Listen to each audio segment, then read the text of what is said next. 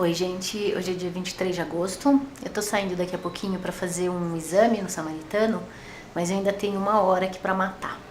Então, eu resolvi separar uns ingredientes de um prato que eu faço bastante aqui em casa, que a gente gosta. Faz um tempo até que eu não faço, desde que o Carlos foi viajar, mas é um prato muito saboroso, gostoso. E, enfim, vou mostrar para vocês que eu gosto de fazer tudo que é bem fácil de se preparar na cozinha, simples e rápido.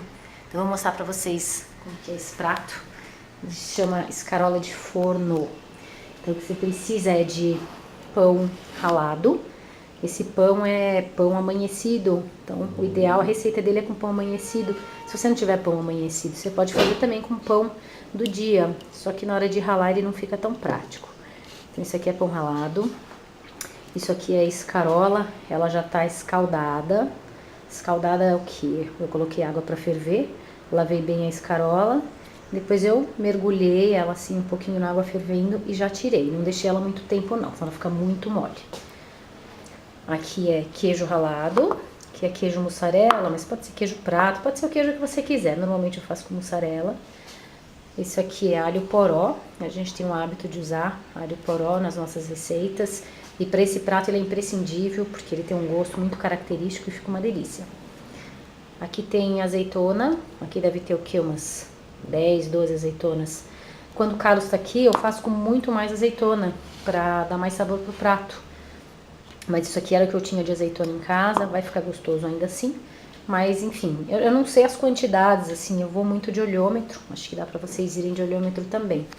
E o que eu vou fazer é misturar nesse farelo de pão. Eu vou colocar essa azeitona, vou colocar o alho poró, mas eu não vou pôr todo esse alho poró. Um pouquinho eu vou congelar, porque tem muito aqui. E eu tô sozinha também, né? Não preciso fazer um prato, uma forma tão grande. O queijo, acho que eu vou colocar todo. Às vezes eu faço esse prato sem queijo também, para ele fica gostoso também e fica um pouquinho mais light.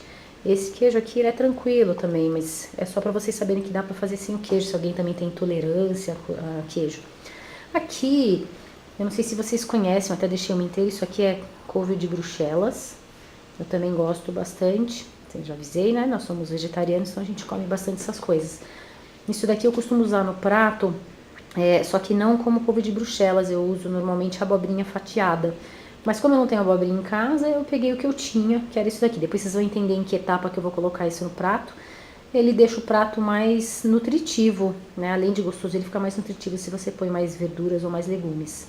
Então vamos lá, eu vou misturar tudo e vou mostrar a próxima etapa para vocês.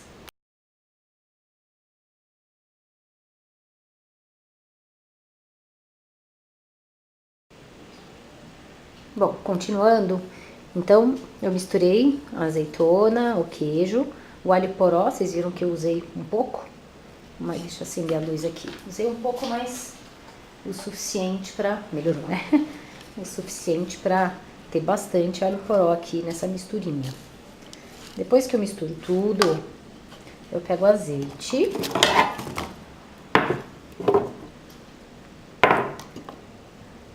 e coloco uma quantidade boa, para ele não ficar muito seco.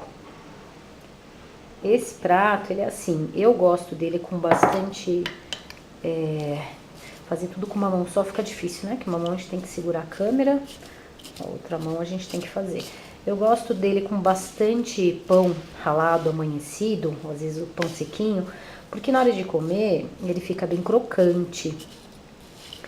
O meu marido, eu acho que ele já gosta com um pouco menos de pão ralado, de forma que fique crocante, mas não com muito pão. E ele gosta com bastante azeitona.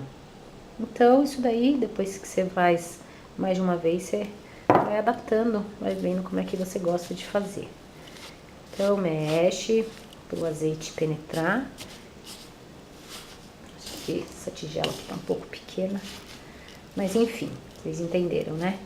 Eu coloco também, é um tempero que a gente compra nos Estados Unidos. Claro, vocês não precisam colocar, mas vocês podem inventar por outras coisas que vocês gostam. A gente gosta muito, muito, muito desse tempero aqui.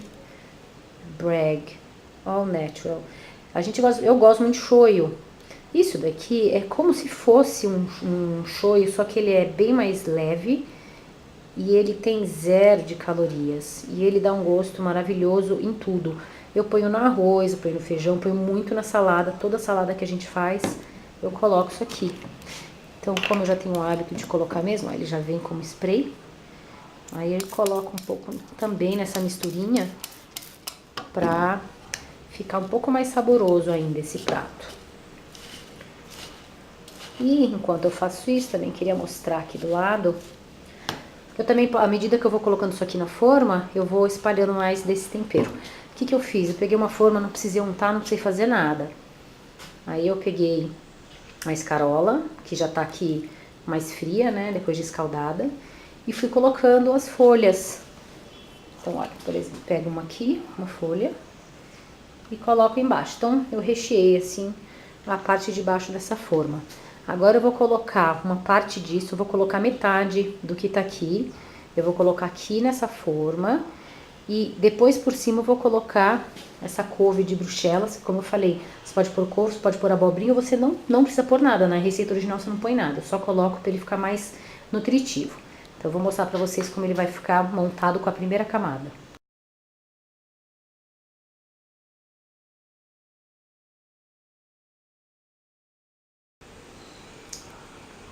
Pronto, coloquei a primeira camada, ele ficou assim. Então a escarola tá aqui por baixo e o recheio dela tá, é esse daqui por cima. Eu vou pegar toda essa couve de Bruxelas, vou colocar aqui por cima, dando uma espalhada.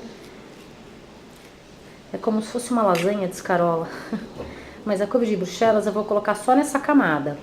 Que depois disso daqui eu vou colocar de novo a escarola que sobrou.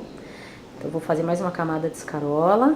Aí eu vou colocar toda essa parte aqui da mistura do pão, que é o recheio, por cima. E acabou. Então, eu já tô colocando aqui no meio, para não desmantelar depois na hora de comer, toda essa couve de Bruxelas. Aí, de novo, você pode pôr um azeite, porque ele tá sem tempero nenhum, né? Essa couve de Bruxelas ou abobrinha, ou seja lá o que você queira colocar. Coloca um pouquinho mais desse tempero. Vocês podem pôr salsinha, enfim, coloca o tempero que vocês estão acostumados, né? Cada um tá acostumado. Às vezes eu coloco isso aqui também, que é lemon pepper, muito gostoso. Mas eu tô grávida e não tô mais conseguindo comer isso por enquanto, então eu não vou colocar. Mas normalmente eu colocaria. Não pus nada de sal, porque a gente tem o hábito de cozinhar tudo sem sal também. E agora eu vou então colocar essa camada aqui. Desculpa, eu vou colocar a escarola, depois eu vou pôr o pão e vou mostrar como ele fica pronto antes de colocar no forno. Até já!